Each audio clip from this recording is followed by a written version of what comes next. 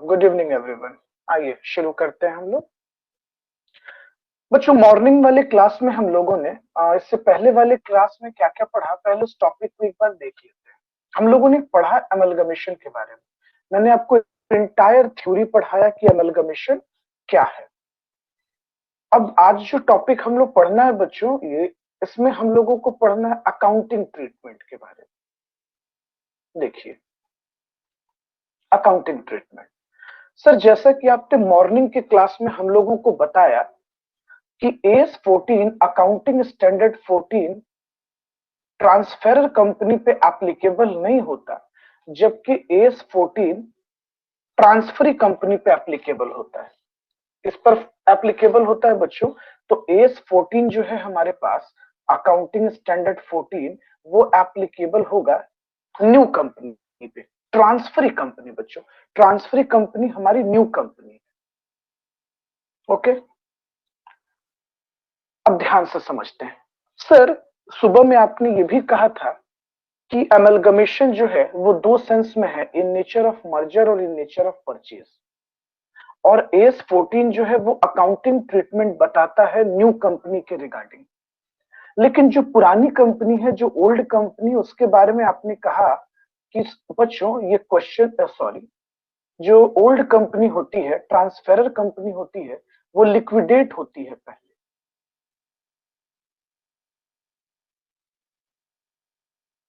ये लिक्विडेट हो जाएगी बच्चों। ओल्ड कंपनी को लिक्विडेट कर देंगे हम, उसके बाद न्यू कंपनी एग्जिस्टेंस में आती है। चलो, ये चीजें तो क्लियर थी बच्चों। इतना बात तो हम लोगों ने पहले भी समझ रखा था। अब प्रोसेस क्या है सर? ये जो ओल्ड कंपनी है, जो ट्रांसफेरर कंपनी है, सर वो किस तरीके से अकाउंटिंग ट्रीटमेंट करेगी? इसका मतलब बच्चों कि ओल्ड कंपनी के अकाउंटिंग ट्रीटमेंट को हम लोग पढ़ने जा रहे हैं। Accounting treatment. आइए बच्चों, ध्यान से अब हम लोग इस बात को समझते हैं कि किस तरीके से अकाउंटिंग ट्रीटमेंट होगा। तो सर, आप जर्नल एंट्रीज बताएंगे हम लोगों को? हाँ जी बिल्कुल बच्चों। सबसे पहले हम लोग जर्नल एंट्रीज पढ़ेंगे in the book of old company, old company के बारे में। सर, ओल्ड कंपनी का मतलब क्या है? बच्चों, मॉर्निंग में भी मैंने आपको बताया था, ओल्ड कंपनी कहने का सेंस है ट्रांसफेरर कंपनी।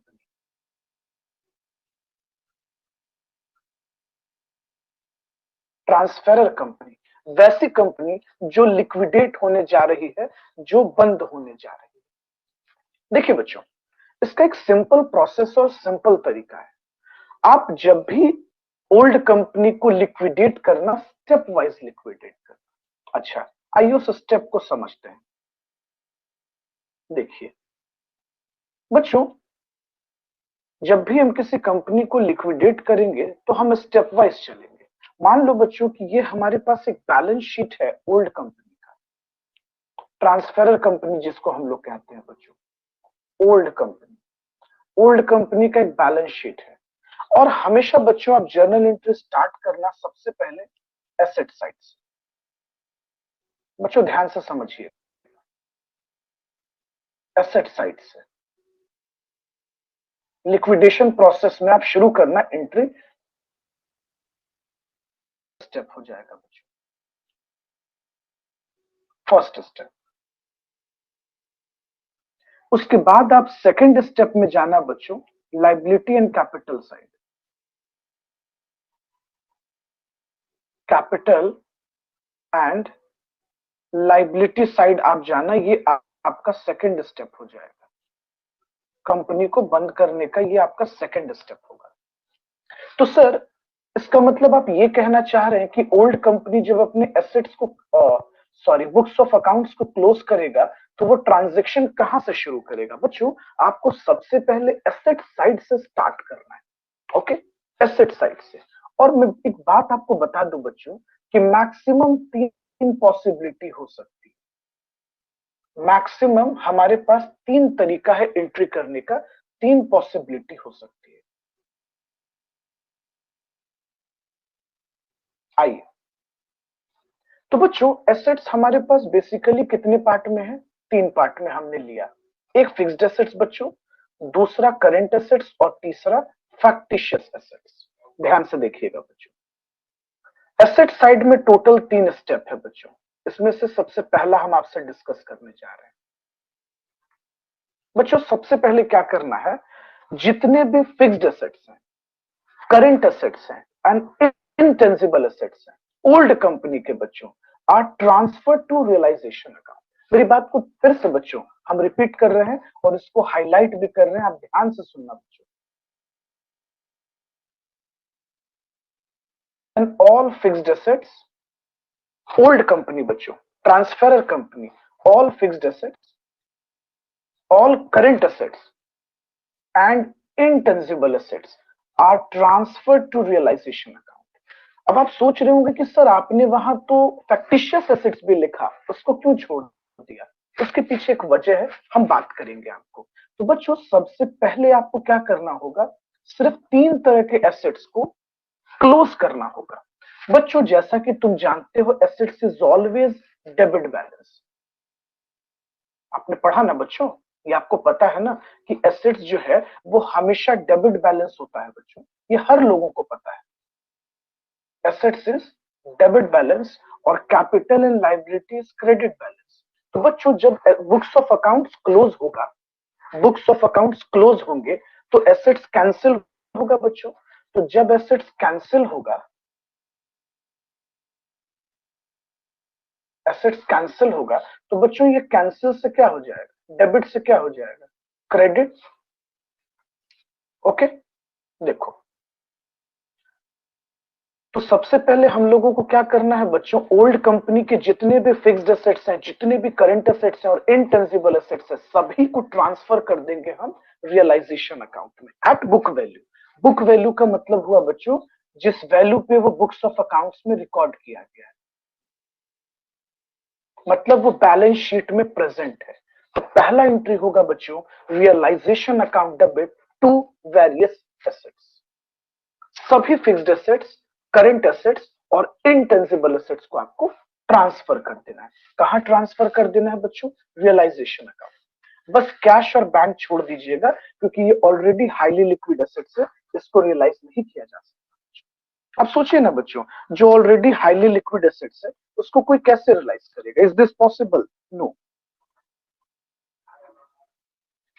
ओके चलिए, तो पहले इसको नोट डाउन कीजिए तो जल्दी से कॉपी में।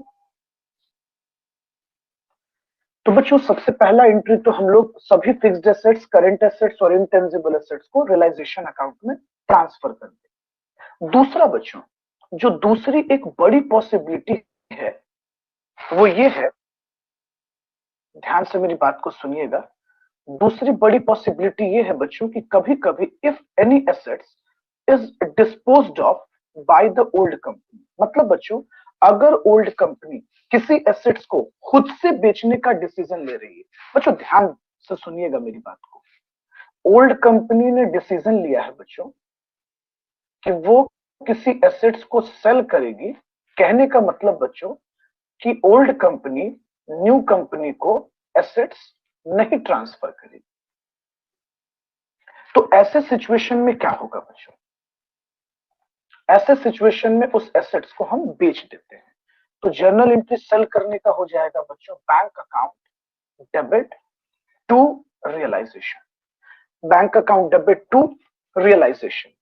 और तीसरा बच्चों, जितने भी फैक्टिशियस एसेट्स होंगे बच्चों वो कहलाते तो एसेट्स हैं बट रियल में वो एसेट्स नहीं है, तो वैसे सिचुएशन में बच्चों जितने भी फैक्टिशियस एसेट्स हैं सभी ट्रांसफर कर दिए जाएंगे किनको, तो शेयर होल्डर को। तो एंट्री क्या हो जाएगा बच्चों, व्हेन मिसलेनियस एक्सपेंडिचर्स और fictitious assets are transfer to equity share holder. तो equity share holder account debit, बच्चों आप जानते हो कि एसेट्स हमेशा डेबिट बैलेंस होता है और जब ये कैंसिल होगा तो आप इसको क्रेडिट कर दो, लेकिन ये ऑनर को देना है बच्चों, क्योंकि रियल में ये एसेट्स नहीं है बच्चों, ये कचड़ा है, कबाड़ है, स्क्रैप है। Equity share holder account debit to discount on shares and debentures, to preliminary expense, to underwriting commission. और अगर कोई लॉस है बच्चों, लॉस हमेशा डेबिट बैलेंस होता है, वो भी हम ऑनर को ट्रांसफर कर देंगे। अच्छा, जिन बच्चों को फैक्टिशियस एसेट्स के बारे में नहीं पता है वो ध्यान से समझ ले बच्चों, ये कुछ एग्जांपल्स हैं फैक्टिशियस एसेट्स के। Got the point? Discount on issue of shares, discount on issue of debentures, preliminary expense, underwriting commissions, ये सब फैक्टिशियस एसेट्स हैं बच्चों। आई बात समझ में आपको? तो देखिए, मैंने अभी जस्ट आपको कुछ समझाया था। अभी क्या समझाया था? देखो, मैंने आपको ये कहा था कि एसेट साइड हमारे पास मैक्सिमम कितनी एंट्री है, तो 3 एंट्री हो सकती है। सबसे पहले हम लोग एसेट साइड को सेटल करेंगे। मतलब बच्चों, जब हम अकाउंटिंग रिकॉर्ड करेंगे तो पहला स्टेप एसेट साइड होगा, और एसेट साइड में बच्चों मैक्सिमम हमारी 3 एंट्री हो सकती है। कितनी जर्नल एंट्री हो सकती है बच्चों? 3। वो तीनों एंट्री हमने पहले कर दिया। ओके, चलो स्टेप वाइज चलेंगे बच्चों। तो ये 3 एंट्री है, देखिएगा यही 3 एंट्री है बच्चों। हम मिनिमाइज कर देते हैं ये 3 एंट्री। चलिए बच्चों, जल्दी से इसको आप दिमाग में सेट कीजिए। तो मैंने आपको क्लास में भी पढ़ाया था, बोर्ड पर एक एक चीज लिखकर। सबसे पहले जितने भी फिक्स्ड एसेट्स हैं, करंट एसेट्स हैं, इंटेंजिबल एसेट्स हैं, सभी को रियलाइजेशन अकाउंट में ट्रांसफर करेंगे।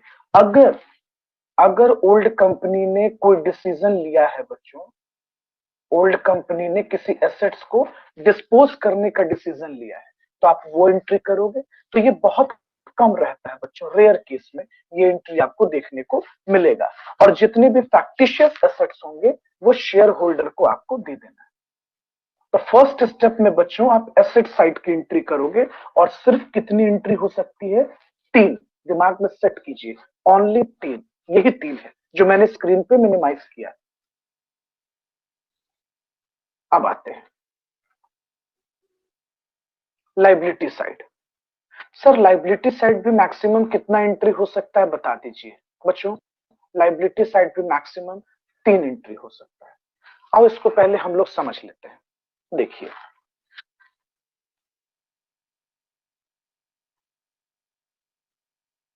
पहले बैलेंस शीट को थोड़ा सा तुम समझो, आ जाओ वापस से।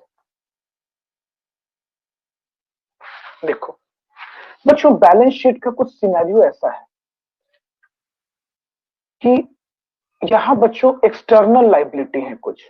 देखिएगा, लॉन्ग टर्म लाइबिलिटी और करंट लाइबिलिटी जो होता है ना बच्चों, वो एक्सटर्नल लाइबिलिटी होता है। क्या होता है? External liability.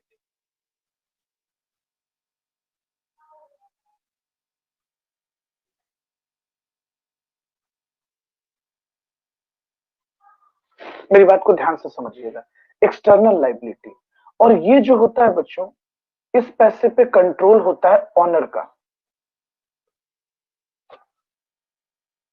ऑनर का। अब सर, क्या कैपिटल और लाइबिलिटी साइड, आपने कहा कि सेकंड स्टेप में तुम कैपिटल और लाइबिलिटी साइड का ट्रीटमेंट करना। सर, यहां मैक्सिमम पॉसिबिलिटी भी कितनी हो सकती है? 3। आ जाओ, अब इसको वन बाय वन आपको समझाते हैं। सबसे पहले आपको क्या करना है बच्चों, जितना भी एक्सटर्नल लाइबिलिटी है उन सबको आप पहले क्या कीजिए, ट्रांसफर कर दीजिए रियलाइजेशन अकाउंट में।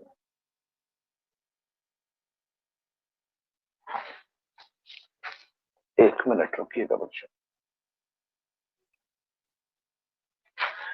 बच्चों, सबसे पहले स्टेप में हमें क्या करना है कि वैसी जितनी भी एक्सटर्नल लाइबिलिटीज होती है बच्चों, जिसको न्यू कंपनी क्या कर रही है बच्चों, टेक ओवर कर रही है, for those liability which are taken by the new company.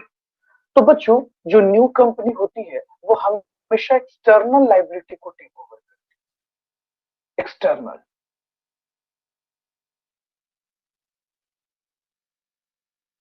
Sir, external liability किसको कहते हैं बच्चों? अभी जस्ट तो मैंने आपको बताया, जितने भी लॉन्ग टर्म लाइबिलिटी होती है बच्चों, करंट लाइबिलिटी होती है, जो डिबेंचर्स होते हैं, वो सब एक्सटर्नल लाइबिलिटी है बच्चों। तो आप सभी एक्सटर्नल लाइबिलिटी को पहले कैंसिल कीजिए।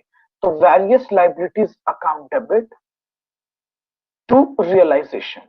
बच्चों, एंट्री एकदम सिंपल है। आप जानते हो कि लाइबिलिटीज ऑलवेज कैसा बैलेंस होता है बच्चों? क्रेडिट बैलेंस होता है। आप उसको कैंसिल करो, डेबिट हो जाएगा। तो एक्सटर्नल लाइबिलिटी में क्या क्या जाएगा बच्चों, जरा ध्यान से आप समझ लीजिए। डिबेंचर होते हैं बच्चों, जितना भी लॉन्ग टर्म लाइबिलिटी है और करंट लाइबिलिटी, ये सब एक्सटर्नल लाइबिलिटी कहलाता है बच्चों। तो various liability account debit to realisation. अच्छा, उसके बाद देखिएगा बच्चों, for those liabilities which are paid by the old company. बहुत बार ऐसा होता है ना बच्चों कि न्यू कंपनी मना कर देती है कि तुम्हारे इस एक्सटर्नल लाइबिलिटी को हम नहीं लेंगे। तो वैसे केस में क्या होता है बच्चों, ओल्ड कंपनी को खुद पेड करना होता है बच्चों, पेड करना पड़ेगा। जाहिर सी बात है बच्चों कि वो लाइबिलिटी है, आप कंपनी को बंद कर रहे हो ना बच्चों, आप कंपनी को क्लोज कर रहे हो, लिक्विडेट कर रहे हो, तो आपको पेमेंट तो करना पड़ेगा। और न्यू कंपनी उस लाइबिलिटी को लेने से मना कर रही, तो ऐसे सिचुएशन में आपको एंट्री करना पड़ेगा various liabilities account debit to bank. क्यों बच्चों, क्योंकि नई कंपनी ने उस लाइबिलिटी को लेने से मना कर दिया। लेकिन एक क्वेश्चन है बच्चों यहां पर, ऐसे सिचुएशन बहुत कम होते हैं बच्चों, रेयर होते हैं, लेकिन आपको जानना चाहिए ऐसा होता जरूर है। देखिए बच्चों, लाइबिलिटी का तो हम लोगों ने काम कर लिया। अब सवाल ये है कि जितने भी कैपिटल हैं, रिजर्व्स हैं, रिजर्व और सरप्लस बच्चों, रिजर्व सरप्लस में तो आप जानते हो भाई, प्रॉफिट भी जाता है, कैपिटल रिजर्व, रेवेन्यू रिजर्व, हर तरह का रिजर्व होता है। ये सब क्रेडिट बैलेंस है, आप कैंसिल करो और सबको डेबिट करो। चूंकि ये पैसे किनके हैं, शेयर होल्डर के हैं, तो आप ट्रांसफर कर दो।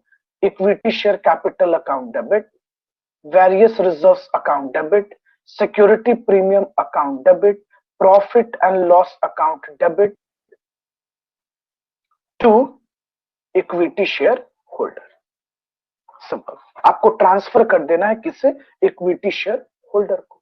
तो सर लाइबिलिटी साइड मैक्सिमम कितना एंट्री हुआ बच्चों, 3, मैक्सिमम 3 एंट्री हुआ बच्चों लाइबिलिटी कॉलम। चलिए अब हम इसको मिनिमाइज कर देते हैं, देखिए तीनों को एक साथ रखते हैं आपके सामने। सर जिस तरह से एसेट साइड मैक्सिमम 3 पॉसिबिलिटी थी, उसी तरह से लाइबिलिटी साइड भी बच्चों मैक्सिमम 3 पॉसिबिलिटी है, और ये रेयर सिचुएशन है बच्चों, ये बहुत कम होगा, लेकिन ऐसा हो सकता है, इसलिए आपको जानना जरूरी है। तो क्या एंट्री किया बच्चों, मेरी बात को ध्यान से समझो। पहले स्टेप में आपने एसेट साइड को क्लोज किया, दूसरे स्टेप में आपने लाइबिलिटी साइड को क्लोज किया। एसेट साइड पे maximum 3 possibility, minimum 2, liability side पे मैक्सिमम 3, मिनिमम 2। क्योंकि बच्चों ये बहुत कम होता है, इसलिए इसको हम ना के बराबर गिनते हैं, तो मिनिमम 2 हो गया बच्चों। अब देखिए बच्चों, ओल्ड कंपनी ने पहले खुद के अकाउंट को टोटली क्लोज कर दिया, एसेट साइड को क्लोज कर दिया और लाइबिलिटी साइड को क्लोज कर दिया। तो देखिए बच्चों, मैंने आपको क्या क्या क्लास में सिखाया था, मैंने आपको क्लास में बताया था सबसे फर्स्ट स्टेप में बच्चों आपने एसेट साइड का डिटेल को क्लोज किया। किस साइड को क्लोज किया बच्चों, एसेट साइड की डिटेल को क्लोज किया। सेकंड स्टेप में आप कहां जा रहे हो, तो आप लाइबिलिटी साइड के डिटेल को क्लोज कर रहे हो बच्चों। सेकंड स्टेप में आपने कैपिटल एंड लाइबिलिटी साइड के डिटेल को क्लोज कर दिया बच्चों, तो capital and liability side. Sir third step, new company dealing. अब न्यू कंपनी के साथ बच्चों जो डील हो रहा है, पुरानी कंपनी का, ओल्ड कंपनी का, कहने का मतलब बच्चों ट्रांसफेरर कंपनी का डील ट्रांसफरी कंपनी के साथ होगा, उसका एंट्री करेंगे। तो आ जाओ, वो भी हम आपको बताते हैं। चलिए स्क्रीन को वापस से मैक्सिमाइज कर देते हैं।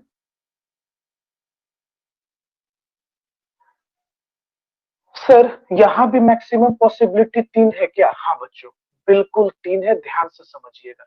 सबसे पहले बच्चों, जो ओल्ड कंपनी है वो न्यू कंपनी के साथ नेगोशिएशन करती है, परचेज कंसिडरेशन को तय करती है। अच्छा sir what is purchase consideration, बच्चों मैंने आपको इससे पहले वाले क्लास में पढ़ा रखा है। परचेज कंसिडरेशन क्या है बच्चों, तो सिंपली परचेज कंसिडरेशन वो अमाउंट है जो न्यू कंपनी ओल्ड कंपनी को पे करती है, बिजनेस परचेस करने के बदले में। अब बच्चों एक बात सोचो, आप इस चीज को समझिएगा। फॉर परचेस कंसिडरेशन रिसीवेबल, कहने का मतलब बच्चों कि अभी न्यू कंपनी ने ओल्ड कंपनी को पेमेंट नहीं दिया है, वो रिसीव करेगी बच्चों, फ्यूचर में पैसा रिसीव करेगी। कहने का मतलब कि ये अमाउंट अभी ड्यू है। तो सर अगर ये पैसा अभी ड्यू है तो इसका मतलब कि न्यू कंपनी जो है वो डेटर हो गई, क्योंकि इसने अभी तक तो पैसा दिया नहीं है। ओल्ड कंपनी को डेटर हो गई, बिल्कुल बच्चों। तो एंट्री हो जाता है बच्चों, ड्यू एंट्री हो जाता है new company account debit to realisation. मतलब बच्चों ओल्ड कंपनी फ्यूचर में पैसा रिसीव करेगी, अभी उसने रिसीव नहीं किया है, अभी बस परचेज कंसिडरेशन तय हुआ है, ये ड्यू एंट्री है बच्चों। तो new company account debit to realisation. अब आप सोच रहे होंगे कि न्यू कंपनी को डेबिट क्यों किया गया, क्योंकि वो डेटर है बच्चों पुरानी कंपनी के। कैसे, सोच कर देखिए ना। नई company, transferee company, transferor company को पेमेंट देगी तो रिसीव कौन करेगा?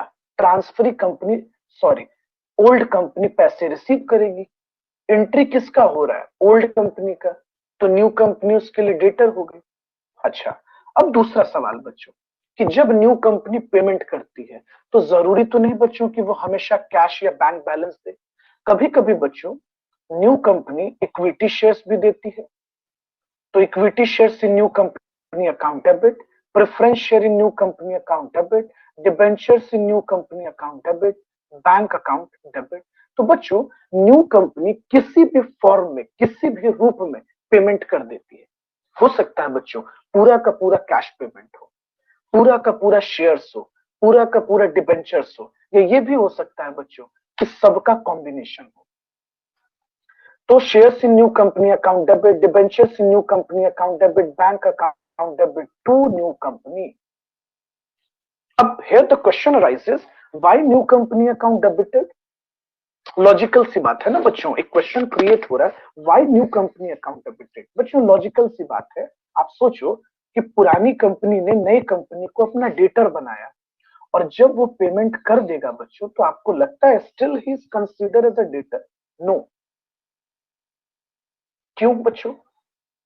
जब उसने पेमेंट आपको कर दिया तो वो आपका डेटर कहां से रहा? तो आप कैंसिल करोगे ना बच्चों। आपने पहले वाले एंट्री में, ड्यू एंट्री में उसको अपना डेटर बनाया ओल्ड कंपनी ने, तो जब उसने आपको पेमेंट दे दिया, परचेस कंसिडरेशन पेड कर दिया, तो आप उसको कैंसिल करो अपने डेटर की कैटेगरी से। अब सवाल ये है बच्चों कि ये जो पेमेंट दिए गए हैं किसके लिए दिए गए? शेयर होल्डर्स के लिए, इक्विटी शेयर होल्डर के लिए। आप डिस्ट्रीब्यूट कर दो परचेस कंसिडरेशन उनको। तो फिर बच्चों हम कैंसिल करेंगे। यहां देखिए जितने डेबिट बैलेंस थे सबको कैंसिल करेंगे। Equity share holder account debit, क्योंकि इक्विटी शेयर होल्डर को हम ट्रांसफर करेंगे। Shares in new company account debit, debentures in new company account debit, bank account debit. तो सर यहां भी तो मैक्सिमम 3 एंट्री हो गया। हाँ जी बच्चों बिल्कुल। तो सर हर जगह 3 3 एंट्री हो रहा है। एसेट साइड भी 3 एंट्री, लाइबिलिटी साइड भी 3 एंट्री, और न्यू कंपनी के साथ डील करने में भी 3 एंट्री। बिल्कुल बच्चों, अगर आप इसको लिखना चाहते हैं तो लिख लीजिए, और लिखा हुआ है तो कोई बात नहीं। तो सर एसेट साइड भी 3 एंट्री, लाइबिलिटी साइड भी मैक्सिमम 3 एंट्री, और परचेस कंसिडरेशन का भी 3 एंट्री। हाँ जी बिल्कुल। सर एक बात बताइए, शेयर होल्डर का भी तो अकाउंट क्लोज करना पड़ता है ना? हाँ जी बिल्कुल। तो बच्चों हम शुरू करते हैं प्रेफरेंस शेयर होल्डर से। देखिए कभी कभी ऐसा होता है बच्चों कि हम प्रेफरेंस शेयर होल्डर को उतना ही अमाउंट रिटर्न करते हैं जितना उन्होंने दिया है। तो वैसे सिचुएशन में एकदम प्लेन एंट्री हो जाती है बच्चों। Preference share holder account, sorry, preference share capital account debit to preference share holder, एकदम प्लेन एंट्री बच्चों। जैसे मैंने आपको बताया था कि बच्चों ये रिप्रेजेंटेटिव पर्सनल अकाउंट है। जिस तरीके से बच्चों जब आपके अकाउंट में पैसे क्रेडिट होते हैं तो आपका अकाउंट क्रेडिटेड कर दिया जाता है, और जब विड्रॉ होता है तो your account has been debited, क्योंकि आपका जो बैंक अकाउंट है वो रिप्रेजेंटेटिव पर्सनल अकाउंट है। Okay, just same like that बच्चों, प्रेफरेंस शेयर होल्डर के भी जो अकाउंट होते हैं वो रिप्रेजेंटेटिव पर्सनल अकाउंट होते हैं। तो एंट्री हो जाएगा हमारा preference share capital account debit to preference share holder. बच्चों, अगर आप प्रेफरेंस शेयर होल्डर को ज्यादा पैसा दे रहे हो, जैसे कि एग्जांपल दो बच्चों, एक एग्जांपल लेते हैं, preference share capital total 2.5 lakh का है, लेकिन जब आप कंपनी लिक्विडेट करने लगे तो न्यू कंपनी ने प्रेफरेंस शेयर होल्डर को टोटल पेमेंट बच्चों 3 लाख रुपया कर दिया। तो बच्चों ऐसे केस में आप तो उनको एक्स्ट्रा पेमेंट दे रहे हो जिसको आप प्रीमियम कहते हो, तो ओल्ड कंपनी के लिए लॉस हो जाता है बच्चों।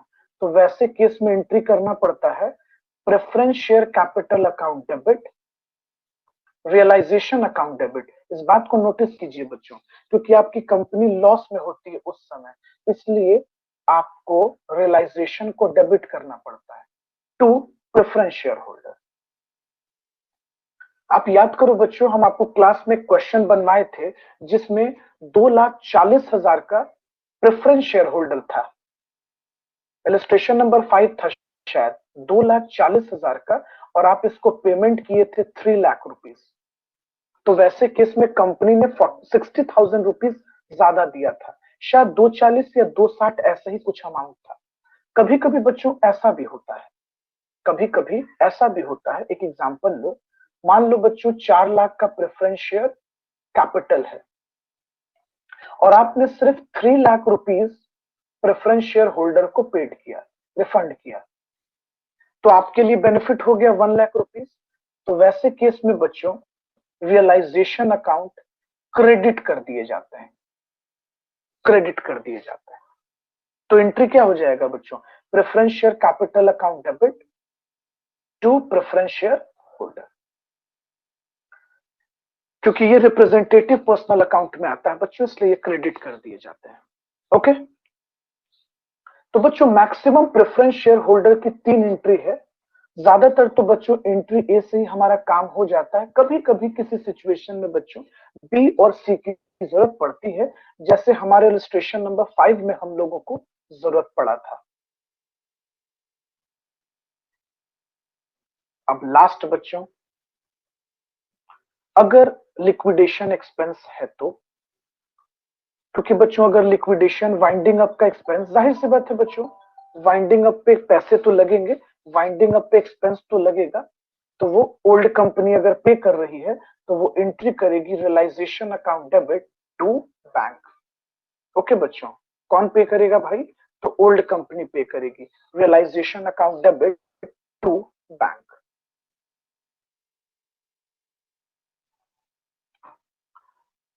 नेक्स्ट देखिए बच्चों, कभी कभी बच्चों जब ओल्ड कंपनी लिक्विडेट होती है तो 2 सिचुएशन होता है बच्चों, कभी कभी फायदे का सौदा होता है और कभी कभी घाटे का।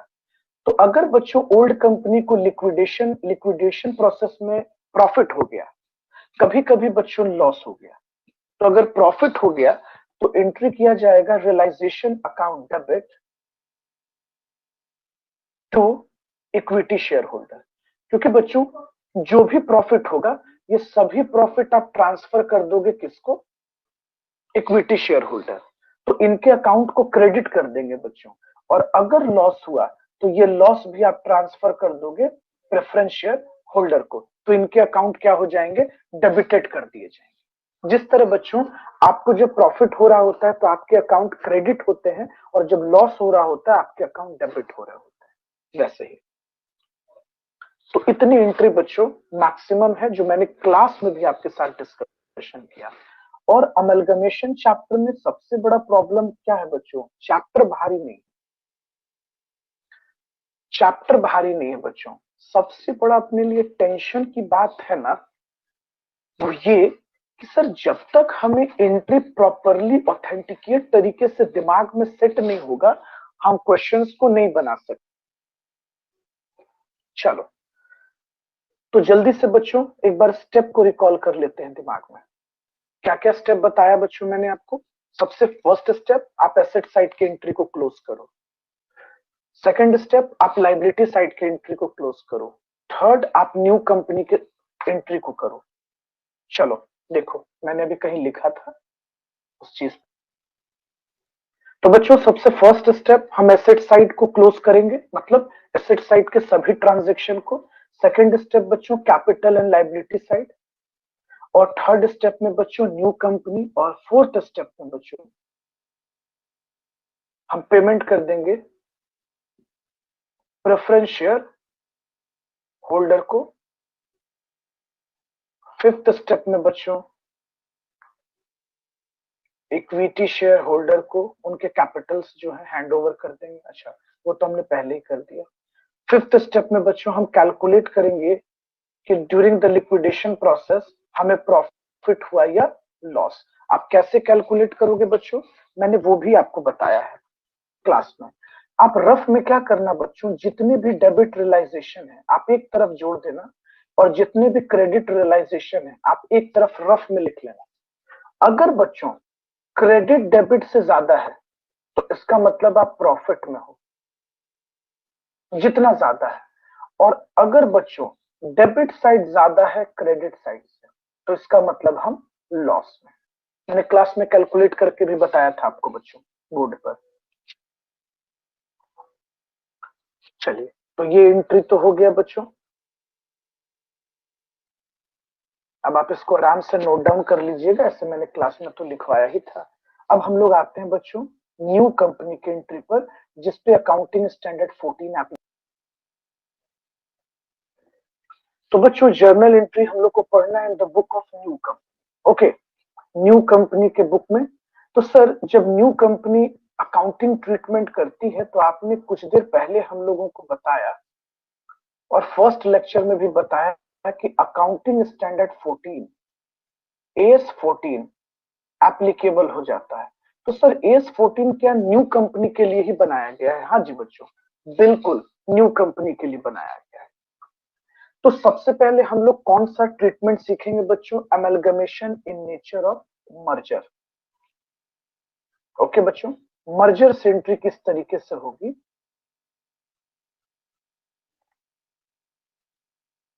चलिए बच्चों, जैसा कि मैंने आपको मॉर्निंग के क्लास में पढ़ाया था कि जो न्यू कंपनी है वो पुरानी कंपनी के बिजनेस को परचेज कर रही है। ओके, शायद आपको याद है कि नहीं, चलो वापस से हम उस स्क्रीन पे ले चलते हैं आपको।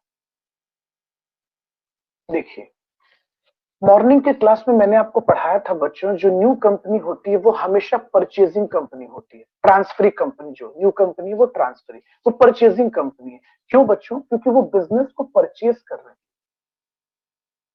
किसी कंपनी के बिजनेस को परचेज कर रही है बच्चों। तो सवाल ये है बच्चों की जो नई कंपनी है उसके पास कौन से एसेट्स जा रहे हैं। इसका मतलब बच्चों वो कुछ तो खरीद रहा है। बच्चों ये एक एसेट्स परचेज कर रहा है। बस फर्क इतना है बच्चों कि ये एसेट्स प्लांट मशीनरी और बिल्डिंग के रूप में नहीं है। ये एसेट्स किस रूप में है? तो ये एसेट्स बिजनेस के रूप में है बच्चों, बिजनेस के रूप में। मॉर्निंग में तो मैंने आपको पढ़ाया ही था बच्चों। ये उसको पैसे देता है, परचेज कंसिडरेशन पे करता है नई कंपनी, और जो सेलिंग कंपनी है, जो पुरानी कंपनी है, वो अपना बिजनेस बेचती है। चलिए बच्चों, सबसे पहले हम लोग क्या एंट्री करेंगे? जो न्यू कंपनी होगी बच्चों, अगर वो बिजनेस को मर्जर से इंक्लूड कर रही है, तो उसका सबसे पहला एंट्री होता है बच्चों business merger account debit to liquidator of old company. Sir ये लिक्विडेटर वर्ड क्यों लगाती है? क्योंकि बच्चों जो पुरानी कंपनी है उसका एग्जिस्टेंस खत्म होने वाला है बच्चों, वो बाजार में अब एग्जिस्ट नहीं कर रही है, इसलिए ये वर्ड यूज किया जाता है to liquidator of old company. Sir एक बात बताइए, ये जो बिजनेस अकाउंट को डेबिट किया गया है, इसका मतलब कि बिजनेस को एसेट्स के कैटेगरी में रखा गया है? हाँ जी बिल्कुल। सर क्या न्यू कंपनी ने ओल्ड कंपनी को अभी तक पेमेंट नहीं दिया? बिल्कुल नहीं बच्चों, पेमेंट नहीं दिया, इसलिए तो इसने इसको क्रेडिटर कंसिडर किया है। और आप नरेशन पढ़ो, मैंने क्या लिखा है, बीइंग कंसिडरेशन पेबल। मतलब नई कंपनी कह रहा है बच्चों कि हम कंसिडरेशन को पे करेंगे, अभी पे नहीं किए, पे करेंगे, उधार है। गॉट द पॉइंट, उधार है बच्चों, ड्यू है। इसने क्या रिकॉर्ड किया? Business merger account debit to liquidator of old company. तो जर्नल एंट्री क्या हो गया बच्चों? Business merger account debit to liquidator of old company. यानी बच्चों न्यू कंपनी कह रही है कि उसने एक बिजनेस परचेज किया, उसने एक एसेट्स परचेज किया, और किससे परचेज किया? टू लिक्विडेटर से परचेज किया। उस कंपनी का नाम बता रही है, टू लिक्विडेटर ऑफ ABCD, जो भी नाम होगा। अब सवाल यह है बच्चों कि जब आप उस बिजनेस को अपने बिजनेस में मर्ज कराते हो, बिजनेस को मर्ज करा लेते हो, यानी आपने मर्ज किया है, तो जाहिर सी बात है बच्चों, उस कंपनी के जितने भी सुख है, दुख है और रिजर्व्स है। सुख कहने का मतलब बच्चों एसेट्स, दुख कहने का मतलब लाइबिलिटी, और रिजर्व भी एक तरह का सुख है। तो बच्चों ये सभी चीजों को अब कौन टेक ओवर कर लेगी? New company. इसका मतलब बच्चों जो पुरानी कंपनी के एसेट्स था वो अब नए कंपनी का, जो पुरानी कंपनी का लाइबिलिटी था अब वो नए कंपनी का। इसका ये मतलब हुआ बच्चों, पुरानी कंपनी का सुख अब नई कंपनी का सुख है, और पुरानी कंपनी का दुख अब पुराने कंपनी का दुख है। सर जब हम मर्ज होते हैं तो हमारा इरादा प्रॉफिट और लॉस जानने का नहीं होता। सुनिए बच्चों, बड़ा इंटरेस्टिंग चीज है बच्चों। AS14 कहता है कि मर्जर के केस में ये एक दिल का रिश्ता है। कैसा रिश्ता है? एक मर्जर एक दिल का रिश्ता है, जहां नई कंपनी ना तो प्रॉफिट जानना चाहती है और ना लॉस। कितनी बड़ी बात कह रहा है बच्चों AS14, कि मर्जर एक दिल का रिश्ता है।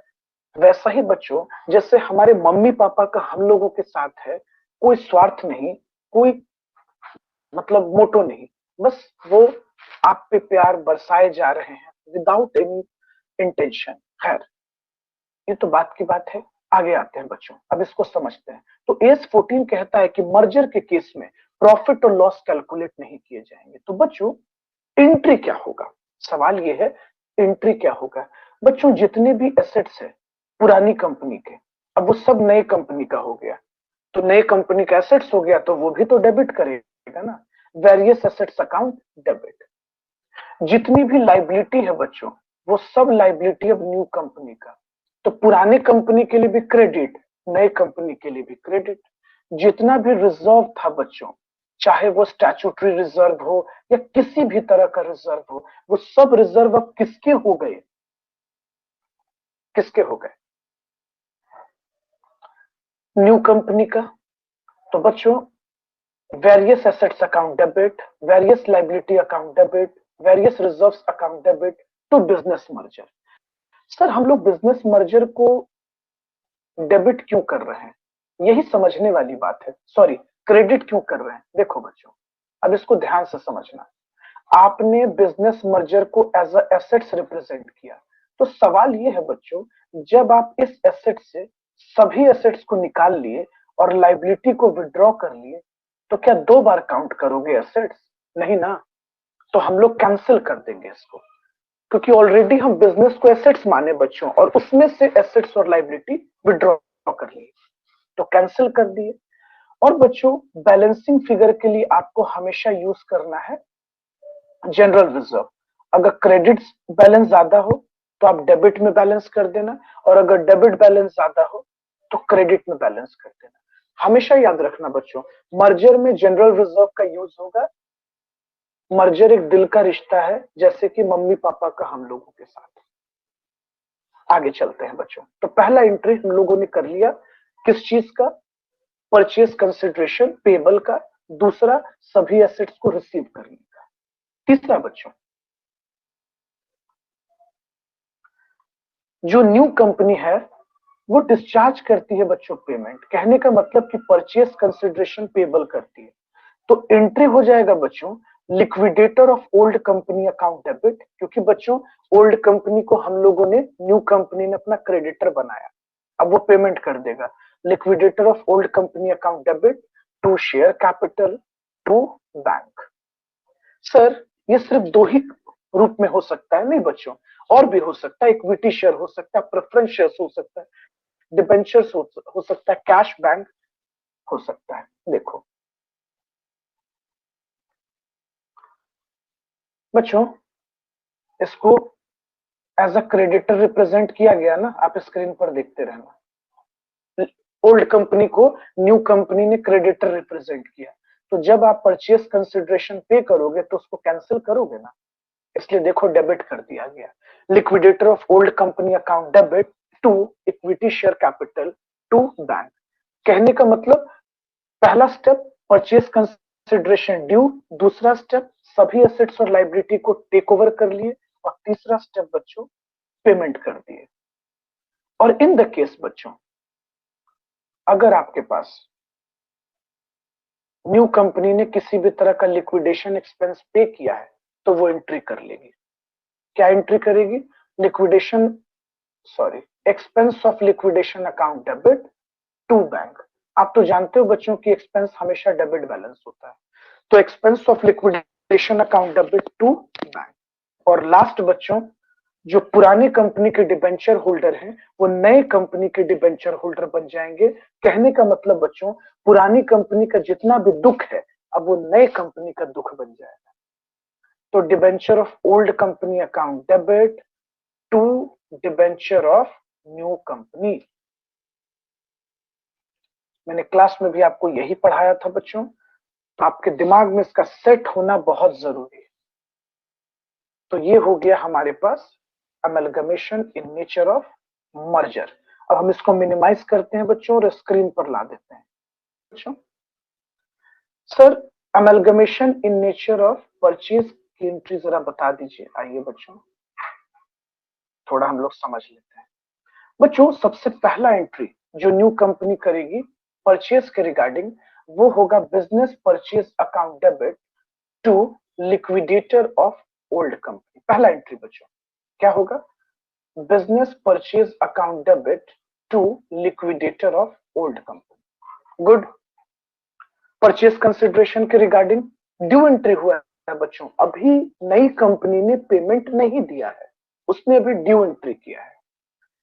दूसरा बच्चों, जितने भी एसेट्स हैं नई कंपनी टेक ओवर कर लेगा बच्चों, सभी एक्सटर्नल लाइबिलिटी को टेक ओवर कर लेगा, लेकिन बच्चों रिजर्व को नहीं।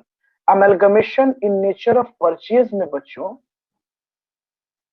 जो रिजर्व होते हैं not taken over, not taken over by new company. जो ट्रांसफरी कंपनी होती है बच्चों, उसको किसी भी तरह के रिजर्व को टच करने का अधिकार नहीं है, बस वो एसेट्स और एक्सटर्नल लाइबिलिटी को टेक ओवर करता है बच्चों। तो various assets account debit, various liability account debit to business purchase. क्योंकि बच्चों आपने ऑलरेडी एसेट्स को डेबिट किया है, तो जब आप इस एसेट्स को रीओपन करेंगे तो सभी चीजों को आपको कैंसिल करना पड़ेगा।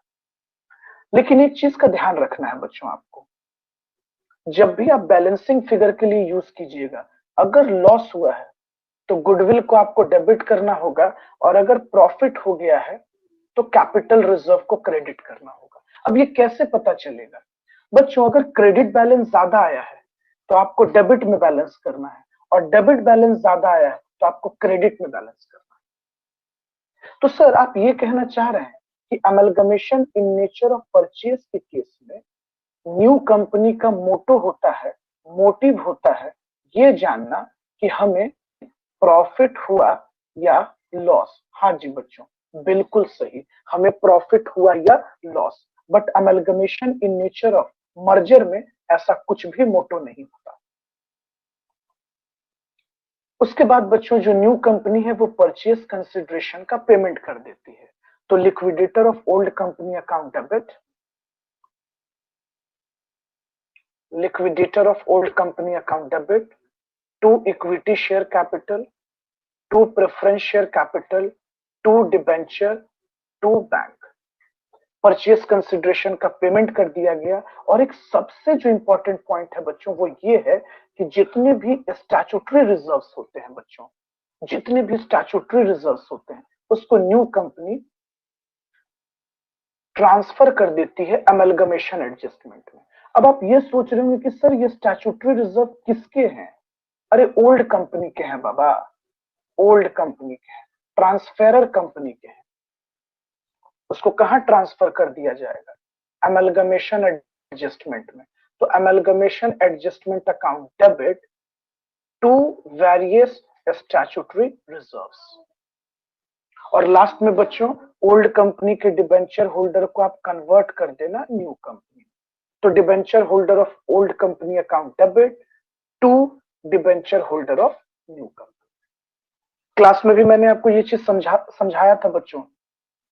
और स्टैट्यूटरी रिजर्व्स में क्या क्या जाता है मैंने इसका लिस्ट भी आपको लिखवा दिया था।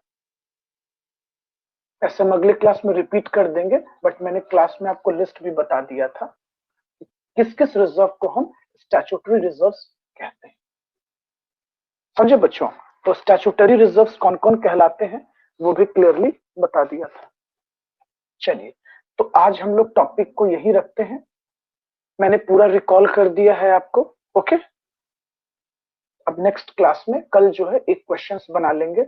आज क्वेश्चन इलस्ट्रेशन नंबर 12 थोड़ा इंपॉर्टेंट है, एक बच्ची ने आज पूछा भी है, तो वो कल क्लास में हम डिस्कस कर लेंगे आपसे। ओके बच्चों, थैंक यू एवरीवन।